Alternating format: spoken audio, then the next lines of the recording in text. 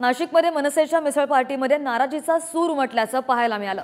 लोकसभा निवडणुकांनंतर ही मिसळ पार्टी बोलावली होती आणि 200हून अधिक कार्यकर्त्यांनी नाराजीचा यावेळी पाढा वाचलेला आहे। लोकसभा निवडणुकीमध्ये काम करणाऱ्या कार्यकर्त्याला खर्चाला पैसे नसल्याची ओरड पाहायला मिळते।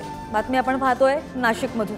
नाशिकमध्ये मनसेच्या मिसळ पार्टीमध्ये नाराजीचा सूर उमटल्याचं पाहायला मिळालं। अधिकची माहिती घेऊया आमचे प्रतिनिधी किरण टाजणे आपल्या सोबत आहेत। किरण, काय नेमकी मागणी आहे, काय नेमकं म्हणणं आहे या कार्यकर्त्यांचं?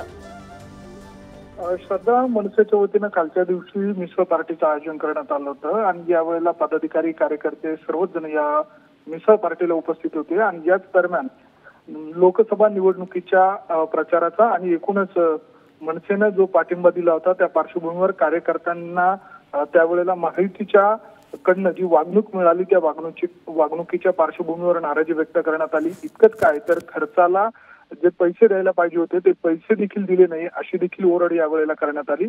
अनेक कार्यकर्त्यांनी याबाबतची नाराजी देखील व्यक्त केलेली आहे। अनेक पदाधिकारी यावेळेला या निवडणुकीच्या दरम्यान घडलेल्या बाबींचं यावेळेला त्या ठिकाणी स्पष्टीकरण देत होते। काय काय नेमकं त्यावेळेला घडलं, खर्च कसा देण्यात आला नाही याबाबतचं मंथन यावेळेला करण्यात आलं आणि एकूणच जी मिसळ पार्टी मनसेच्या वतीने आयोजित करण्यात आली होती त्यामध्ये नाराजीचा सूर बघायला मिळाला।